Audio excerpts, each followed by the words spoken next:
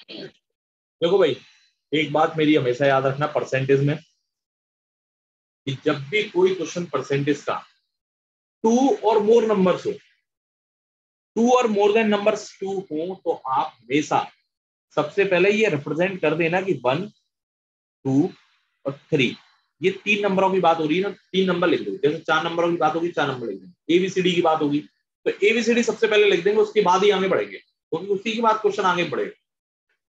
अब क्या कह रहे हैं वो सेट कर दो, और हमेशा राइट टू लेफ्ट चला करो।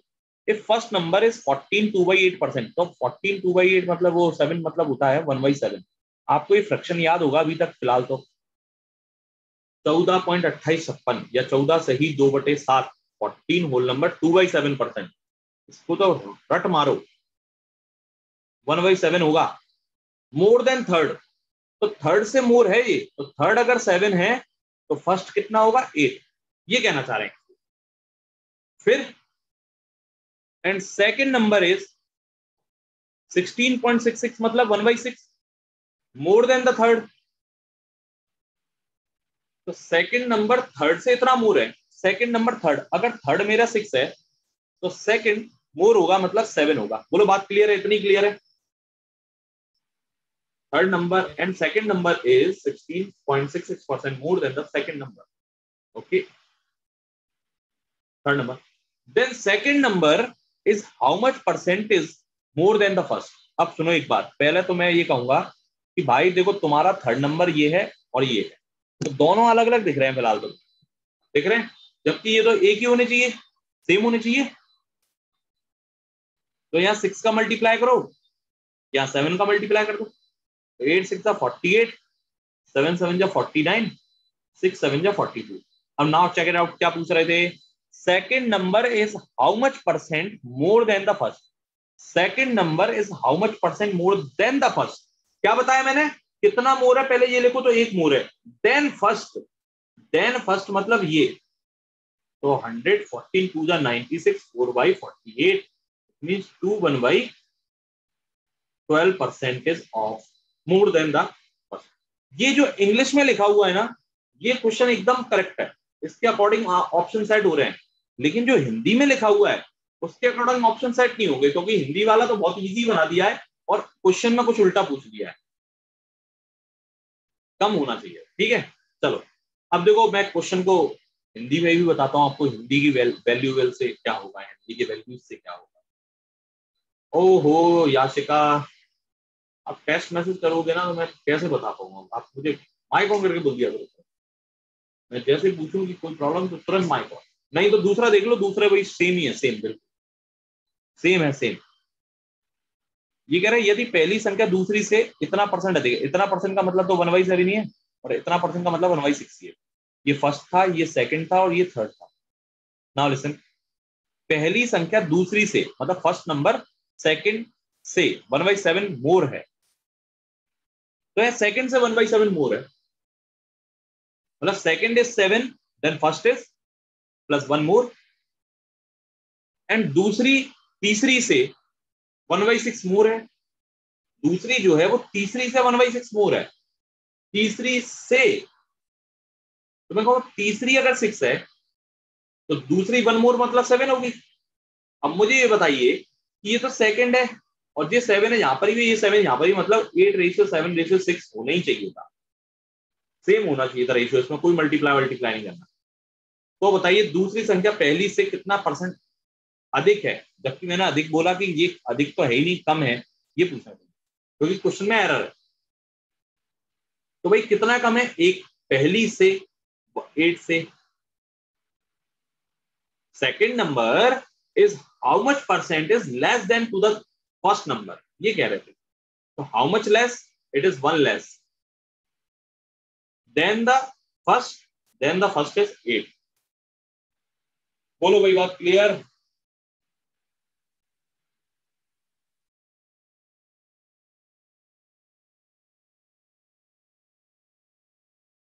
चलिए, अब ये तो पिक्चर से क्वेश्चन है, बहुत ही सिंपल सिंपल मामूली वाले। ए का 20%, बी का 50% बराबर है, तो ए का 20%, बी का 15%, 50%। अब तुम्हें ये लगेगा क्या मजाक चल रहा है सर ये, कितना अच्छा फ्लो चल रहा था और बर्बाद हो गया। मैं कहूंगा इसमें 2 टाइम्स कर दो तो ये 100 और 40 हो जाएगा। पूछो क्या पूछ रहे हैं। Then B is what percentage of A. तो ए का कितना परसेंट है? बी 40% है, क्योंकि 100 इसलिए किया कि कंपेयर हाल कर लें, ओरली कंपेयर हो जाए। ओरली ए से कंपेयर पूछ रहे हैं, अगर बी से पूछते ना तो निबट जाता। तो सर भाई मुझे ये बताओ, अगर ये कंपेयर बी से होता कि A is what percentage of B, ये पूछा होता तो क्या आता आंसर? बोलो जल्दी बोलो, जल्दी बोलो, जल्दी बोलो। 250। कितना? 250। यस 250%।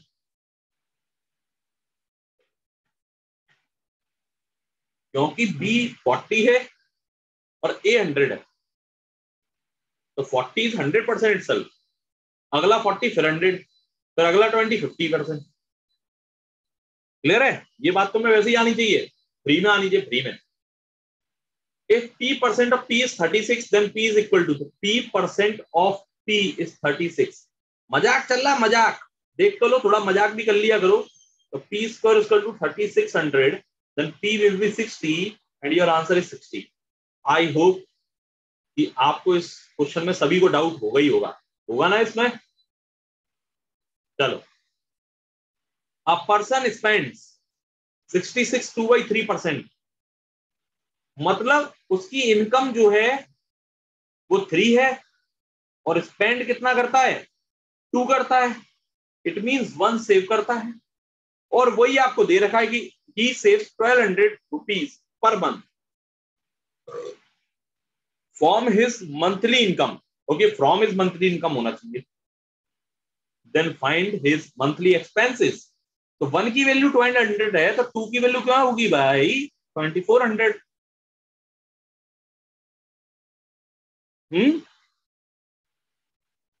बताइए, पहले इतना बताइए, कितने लोगों को डाउट है? यहां तक 16 क्वेश्चन कर दिया हमने, 16 क्वेश्चन। आज हमें 30 क्वेश्चन करके जाने घर पे। 30 क्वेश्चन नहीं करे ना आज तो समझ लो आज की क्लास हो गई बेकार। आज 30 क्वेश्चन करके जाने तुम्हें। इतने लुल लेवल के क्वेश्चन है, इतने टच्चे लेवल के।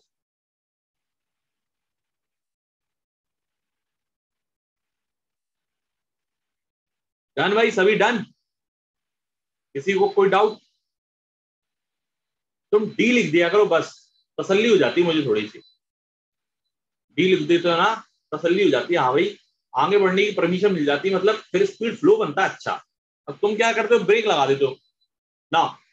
ए का 30%, बी का 0.25, सी का 1.5, 1/5 इक्वल है। तो मैं कहूंगा यार ये बताओ, ए का 30% मतलब 3/10, बी का 0.25 मतलब 1/4, सी का 1/5 इक्वल है। मतलब कोई कॉन्स्टेंट मान लो, 1 मान लो या के मान लो, जो वॉटेवर जो भी मानना है। तो A ratio B ratio C क्या होगा? 10/3, 4/1 इज 5/1 ना। हटा, पता है ना ये कैसे करते हैं? तीनों इक्वल कर लेते हैं, नहीं तो 2 बराबर कर लो, फिर 2 बराबर कर लो, ऐसे चले जाओ, बात एक ही है। चलो, हो very small question. If 60 subtracted by 60% of a number, क्या कह रहे हैं? If 60 subtracted by 60% of a number we get 60। अरे मुझे बताओ, किसी संख्या में 60 घटाने पर, किसी संख्या के 60% में 60 घटाने पर 60 आ रहा है। अबे तुम अगर संख्या का 60% में 60 नहीं घटाते तो वो 120 आता? आता नहीं आता? तो संख्या का 60% 120 है, तो संख्या, वो संख्या कितनी होगी? 200। इसी नंबर में तुमने पहले 60% लिया, फिर उसमें 60 सब्ट्रैक्ट कर दिया और तुम्हारा आंसर भी 60 आ गया। अगर वो 60 सब्ट्रैक्ट नहीं किया होता तो आंसर 120 आना चाहिए था, मतलब उस संख्या का 60% 120 था। अरे तुम इसको इक्वेशन से कर लेना, कर पाओगे तुम यार, इतने बच्चे तो नहीं। अगला क्वेश्चन ना, तो read this. If one number x is 10% less than the second number, percentage of y is 10% more than 125, find the x। ये कुछ एरर है। क्या कह रहे हैं सुनो, one number x it's 10% less than the second number. Second number क्या है? y। ठीक है, सेकंड नंबर जो है वो y है। क्या कह रहे हैं? ये 10% लेस है सेकंड नंबर से, 10% लेस है। ठीक है साहब। अब y is 10% more than the 125। अब y के बारे में डिक्लेयर कर दिया कि 125 से 10% मोर है, तो भैया 125 से 10% मोर है मतलब 12.5 ज्यादा है, मतलब 137.5 है। तो y 137.5 है। अब तुम ये बता दो इसका 10% कम, मतलब इसमें 13.75 की और कमी। मैं कहूंगा 50 में 75 घटाओगे यार तो इतनी शर्म की बात होगी। 25 बचेगा, वैसे वैसे 75 बचेगा। तो आंसर इज वेरी क्लियर। तो 137 में अप्रोक्सीमेटली हम 13 सब्ट्रैक्ट कर देंगे तो अभी 124 आसपास आना चाहिए था। 124 आपको अप्रोक्सीमेशन में भी मिल जाएगा, तो ज्यादा दिमाग नहीं लगाना, क्योंकि तो घटाने में तुम इतने अच्छे नहीं हो। बहुत सारे लोग तो घटा ही नहीं पा रहे होंगे, करेंगे लोग। कैसे घटेगा, कैसे घटेगा है? 0 में से 5 घटा देंगे 5 आ जाएगा, फिर 5 में से 7 घटा देंगे 2 आ जाएगा। ऐसा नहीं करते ना, निपट जाओगे। 150 में से 75 घटा दो 75 आ जाएगा, ऐसे घटाओ। ठीक है,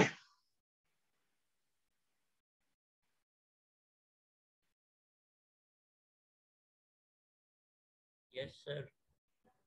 चलो 19 डन। अब टाइप 1B। अब देखो इसमें ये बहुत अच्छी बात है कि ये टाइप जो है ना, there are total 11 type in level 1 और so many types have considered 1A 1B 1C ऐसे करके हैं। ठीक है, तो मैक्सिमम जो है वो ऐसे ही है। ए बी तो जरूर होंगे सब में, बाकी और भी देखने को मिलेंगे। तो टाइप 1B सिर्फ 2 क्वेश्चन पर बेस्ड है, 2-3 क्वेश्चन पर, और इसमें बहुत ही सिंपल क्वेश्चन पूछा है। ये बहुत पूछा जाता है एग्जाम में, बहुत पूछा है। If numerator of any fraction is increased by 200%। आप न्यूमरेटर जानते हो?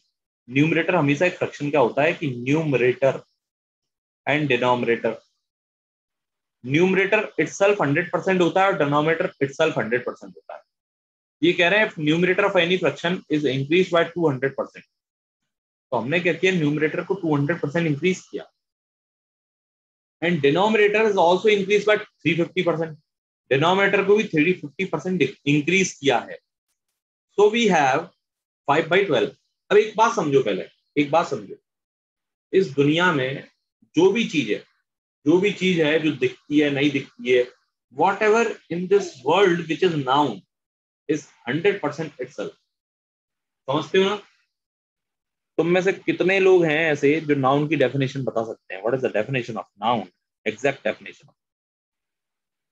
मैं देखो आपको हिंट दे रहा हूं कि ऐसी जो भी चीज है जो दिखती है नहीं दिखती है वो सब नाउन होती है। नहीं तो तुम मुझे डेफिनेशन बताने लगोगे अ पर्सन प्लेस और थिंग वॉट एवर जे वो फलाना ढिकाना, क्योंकि एनसीईआरटी के चटे हुए हो हैं, इंग्लिश तो अच्छी पढ़ोगे नहीं। हाँ पता है, वो देखो बोल ही दिया याशिका ने, है ना? हमें पता है तुम क्या पढ़े हुए हो। जबकि नाउन की असली definition whatever you can see और feel that's called noun. Simple भाषा में, whatever you can see और whatever you can feel that's called noun.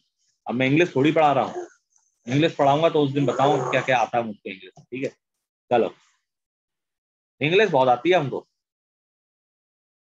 चलो 100%, everything which is noun is 100% itself. हर चीज हर नंबर जो भी है वो अपने आप में 100% है। अगर आप उसे 10% इंक्रीज करोगे तो वो इटसेल्फ 110% हो जाएगा। अगर आप उसे 5% डिक्रीज करोगे तो इटसेल्फ 95% हो जाएगा। ये कंसेप्ट सब बताते हैं, लेकिन अब तो यार नॉर्मल हो गया ये। अगर आप किसी नंबर को 150% बढ़ाओगे, इंक्रीज करोगे, तो वो कितना हो जाएगा इटसेल्फ? 250%।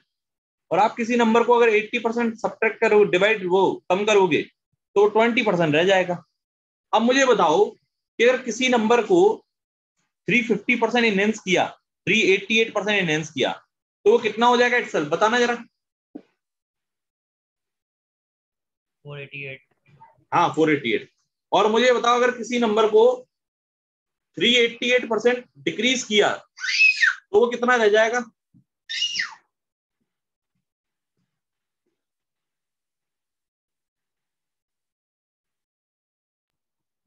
बोलो बोलो बोलो बोलो भाई। हाँ जी, 0। क्या रीजन है इसका 0 होने का? सर नेगेटिव में वो पूरा 288। खत्म हो जाएगा ना। सर हाँ, नेगेटिव में 28%। एक्सप्लेन कर सकते हो इस बात को? सर वो पूरा खत्म हो जाएगा। अच्छा, एक्सप्लेन कर सकते हैं, एक्सप्लेन।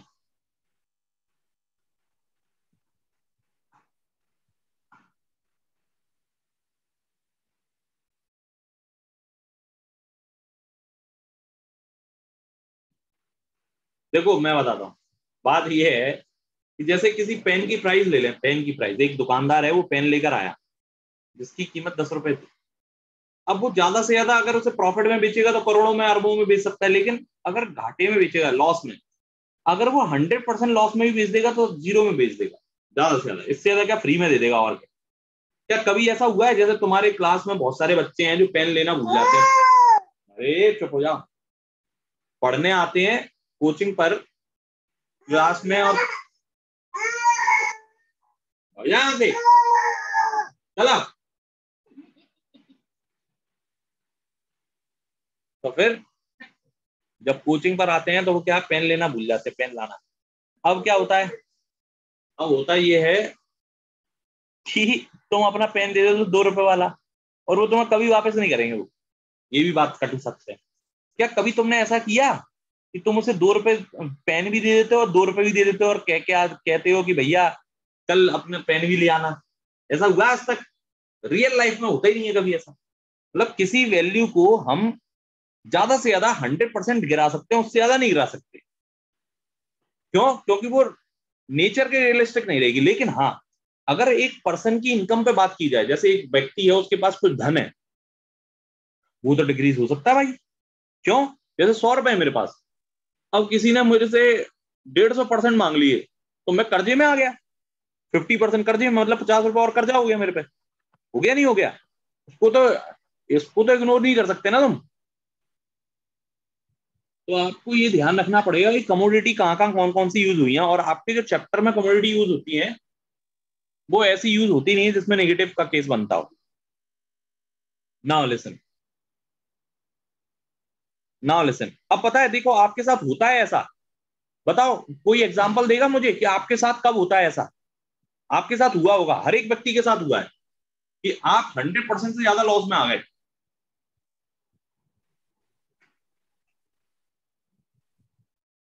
बोलो। सर अपना मोबाइल अगर खो जाता है हाँ, तो हमें नया खरीदना भी पड़ता है और एक गुम भी हो जाता है। नहीं वो तो नया खरीदना, वो गुम हो गया तो मतलब 100% लॉस हो गया बस।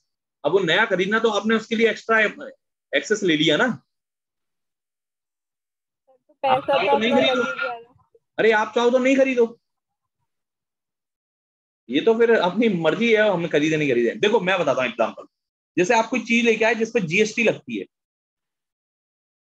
जैसे आप कोई 100 रुपए की चीज ले आए जिसपे जीएसटी लगती है 110 रुपए, अब आप बिल कटवा लाए, अब आप उसे वापस करना चाहते हैं रिटर्न, तो रिटर्न में आपको कितने रुपए वापस आएंगे? बताओ मुझे। 100 ही आएंगे ना। मतलब जो था आपका वो तो चला गया, सामान तो चला ही गया, 100 के 110 रह गए, तो लॉस में ही हुआ ना वो तो। लॉस में चली गई वैल्यू आपकी। चलिए अब वो छोड़ो, वो बात तो अपन, बहुत लंबा टॉपिक है वैसे तो ये। Now listen. तो न्यूमरेटर अपने आप में 100% होगा, डिनोमिनेटर अपने आप में 100% होगा, और when you increase to 100% itself, then the numerator becomes 300% itself. Denominator increased by 350%, then the denominator itself 450%. 5 by 12, 2 by 3, 3 4 जा 5 by 8, which is the actual numerator and denominator. ये क्वेश्चन तो बहुत इजी था, लेकिन मैं आपको एक कंसेप्ट समझाना चाह रहा था जो कि बहुत इजी है और आप सभी को समझ में आ भी गया हो। बताइए, anybody else who have doubt in this question of any type?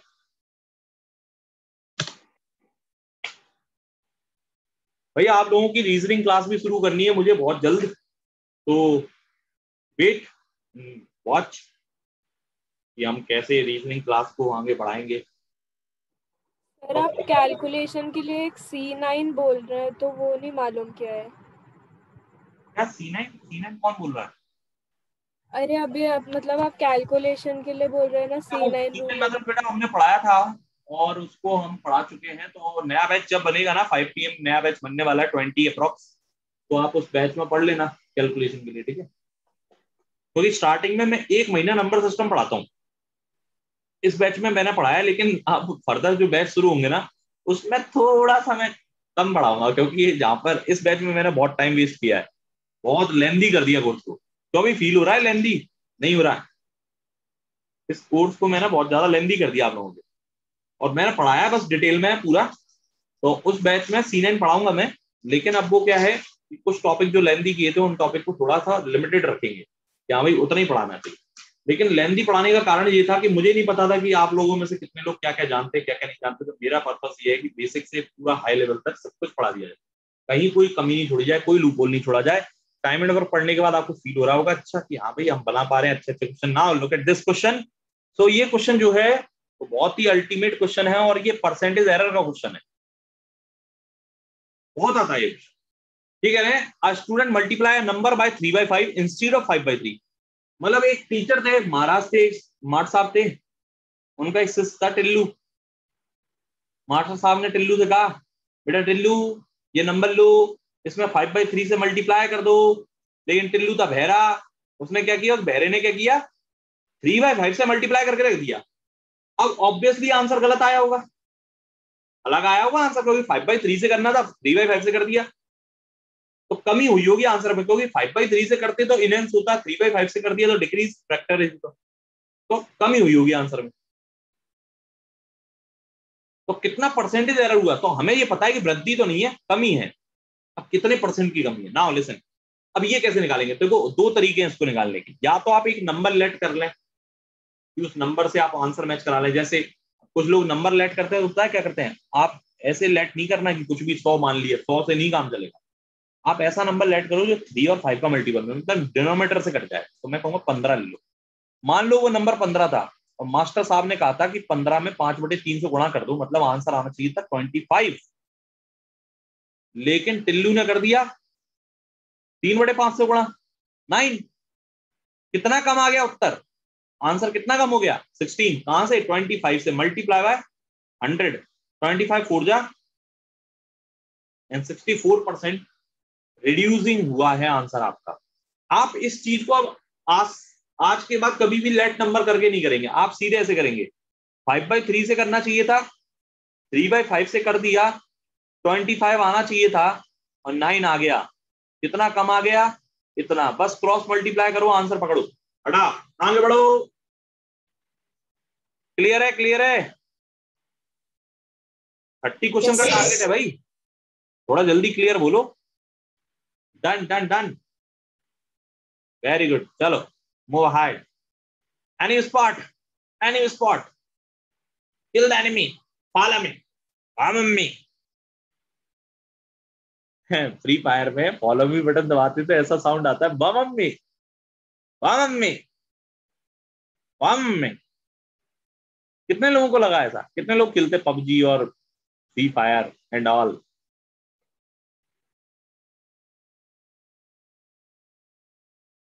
कौन कौन खेलता है भाई, बताओ। या फिर any types of video game which you have played daily or weekly basis?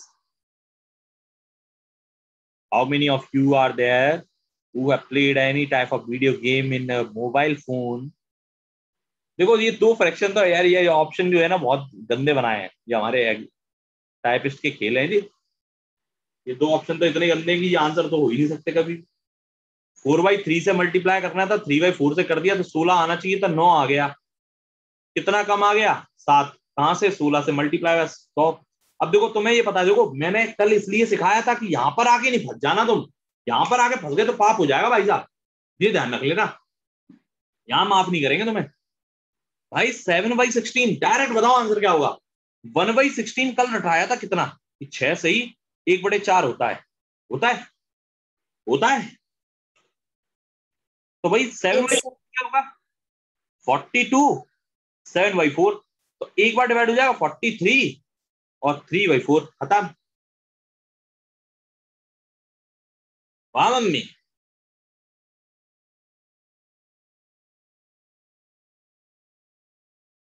वाह मम्मी, आया समझ में? वाह मम्मी। हम्म।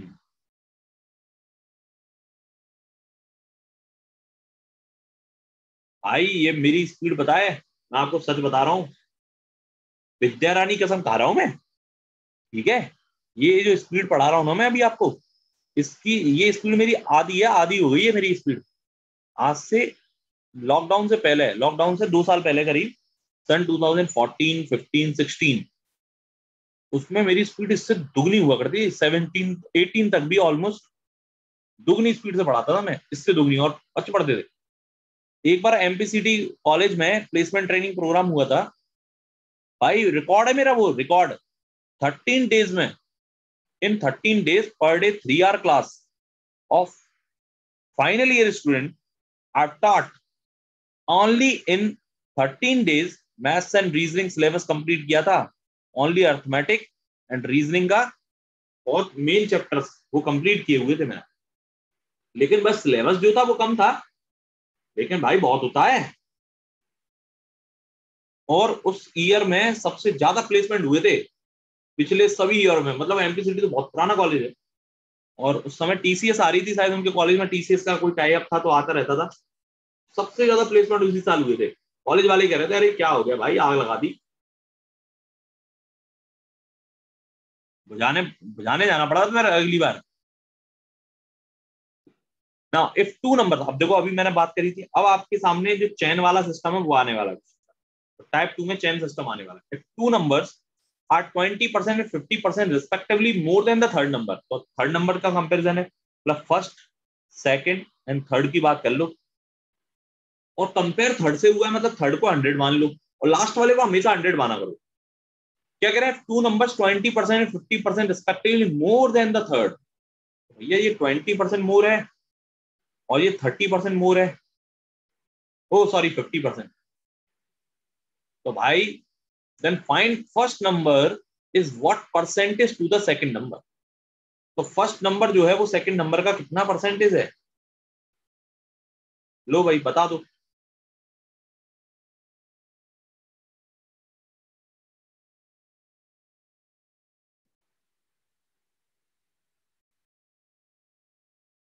अब ये बात क्लियर है ना कि first number is what percentage to the, to किसके साथ लगा है, सेकंड नंबर के साथ। यहां नहीं अटक जाना, बोलो भाई बोलो, कोई कुछ बोलना चाहता है? Yes sir. बोलो क्या बोल रहे हो? बस यस सर ही बोलना था।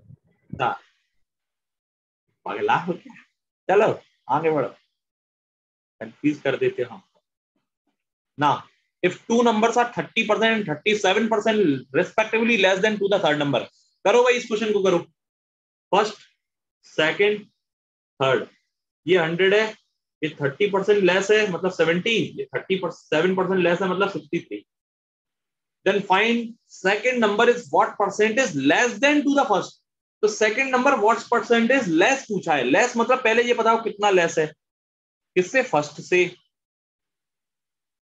10% लेस है भाई, इसमें कौन सी पूछने वाली बात थी? है नहीं आती है लोगों को, गधे हैं गधे।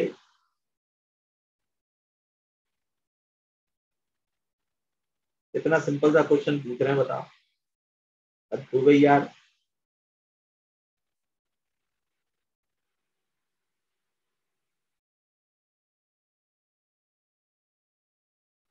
Look at this.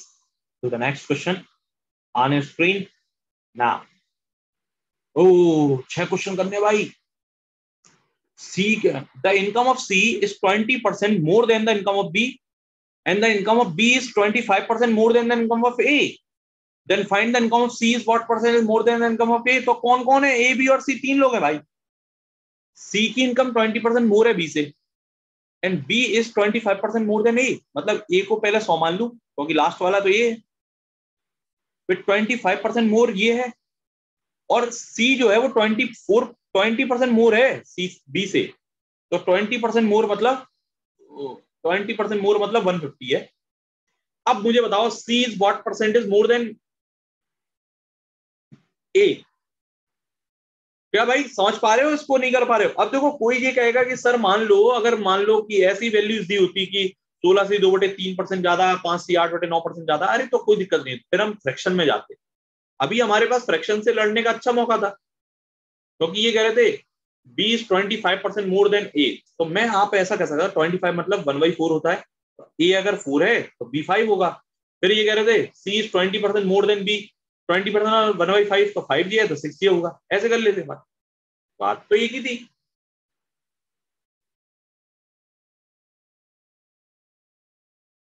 समझे प्रा?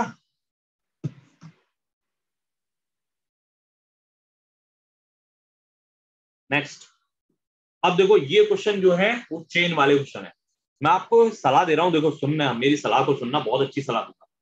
आपको दिख रहा होगा ये चेन क्वेश्चन है। In examination A get 25% more than A and B get 10% less than C and C get 25% more than D and D got इतना, तो बताओ ए कितना? मतलब ए को बी से, बी को सी से, सी को डी से, 4 लोग हैं। तो हमेशा मैं ये कह रहा हूं कि 2 से अधिक हूं तो सबसे पहले इनको लाइन से लिख दो। अब एक बात ध्यान देना, 2 क्वेश्चन आएंगे बैक टू बैक।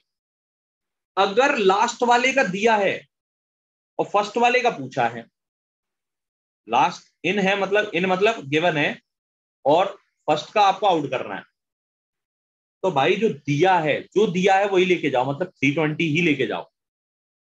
तो 320 तो गिवन है। अब क्या कह रहे थे? सी गेट 25% मोर देन डी, तो सी को 25% मोर मिला डी से। बेटा इसका 25 कर सकते हैं, इजीली कर सकते हैं, 1/4 कर सकते हैं, 80 मोर 400। फिर आगे पढ़ो, बी गेट 10% लेस देन सी, 10% लेस 360।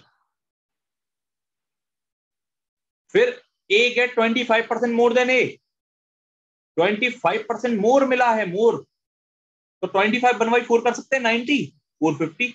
Now done. अब ये बताओ, then find how much minute, how much minute, ये क्या मार्क्स होगा यार, हद हो गई। गेटिंग बाय ए, इतना गंदा टाइपिस्ट है हमारा। तो how much marks getting by A 450। मैंने क्या सलाह दी?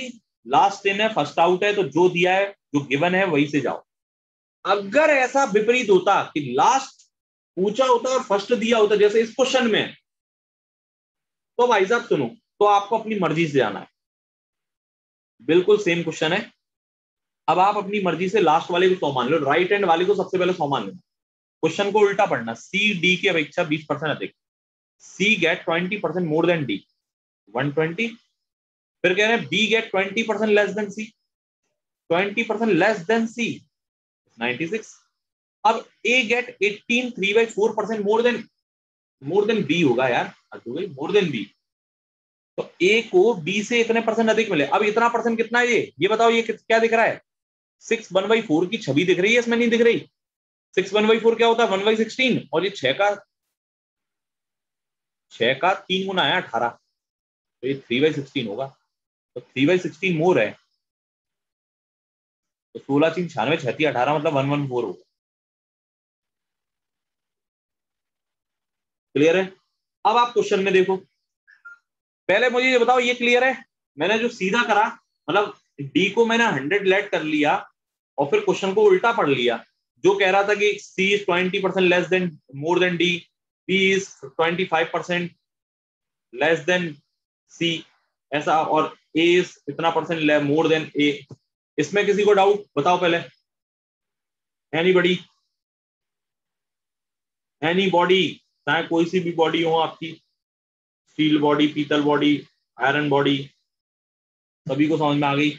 ओके, नाउ अब सुनिए, अब क्या कह रहे हैं? इफ ए गेट 340, अभी तो मैंने अपने मन से दिया था, मैंने अपने मन से डी को दे दिया था इतना 100, तब मेरा ए को मिला 114।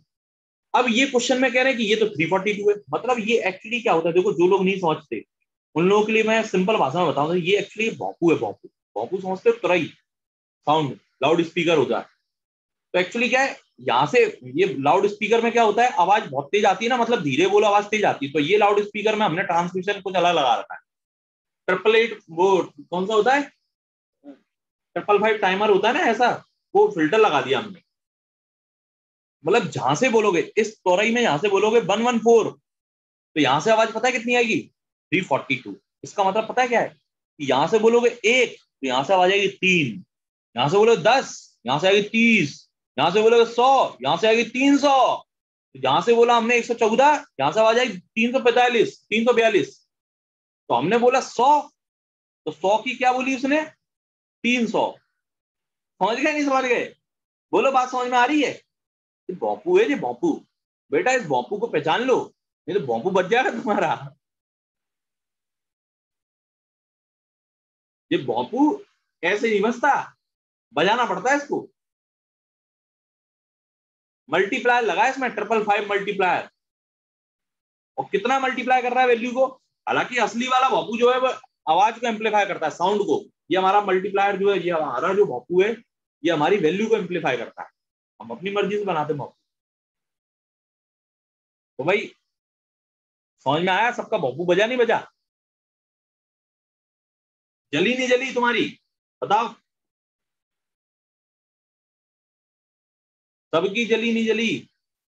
और इस क्वेश्चन को कर दो अब तो यार, कर सकते हो, बहुत छोटे छोटे क्वेश्चन बचे हैं। तो 28 ए इज 50% मोर देन सी। तो ए बी सी ये है, ए इज 50% मोर देन सी, तो सी से 50% मोर है भाई साहब। And B is 25% more than C, ओ वाह, ये भी सी से, अरे ये तो चमत्कार हो गया।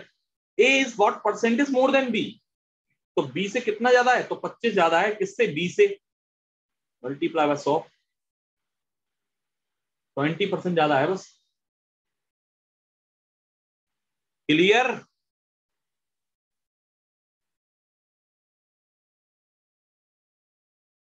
चलो भाई, किसी को कोई डाउट, माइक ऑन करो, तुरंत बोल देना। 2 मिनट बचे हैं और 2 क्वेश्चन बचे हैं हमने। तो नेक्स्ट क्वेश्चन अब नहीं करा रहे, अब टाइप 3 का जलवा आप कल देखेंगे, ठीक है। टाइप 3 का जलवा कल देखना भाई साहब, टाइप 3 बहुत इंपॉर्टेंट है और मजा आ जाएगा। और ये सबसे ज्यादा, मतलब यहां से अब देखो, अभी तक तो अपन ने कैलकुलेशन वाला पार्ट पढ़ा है परसेंटेज का, लेकिन अब असली परसेंटेज पढ़ने वाले हैं कल से। कल से अपन असली परसेंटेज की शुरुआत करेंगे। तो परसेंटेज में सबसे ज्यादा कंसेप्ट पूछा जाने वाला, और सारे के सारे मैक्सिमम, मतलब 60-70% जो क्वेश्चन जो बेसिस हैं वो टाइप 3 और 4 पर ही है। तो आपको टाइप 3 और 4 बहुत अच्छे से पढ़ना होगा। अब बताइए आप, 1 मिनट 30 सेकंड आपके पास है, किसी को किसी भी प्रकार का कोई डाउट हो तो माइक ऑन करो, जल्दी बोलो। कोर्स के रिगार्डिंग, फीड के रिगार्डिंग, किसी के भी regarding. If you have no doubt, तो thank you very much for watching my videos. Thank you, sir. Meet on tomorrow on the same platform, on the same time, with the same meeting ID or password. Okay? So goodbye till then, take care. बोलिए भाई, last किसी को कुछ doubt पूछना हो तो पूछो, और नहीं तो व्हाट्सएप शेयर कर देना, टाइम बीत जाए तो।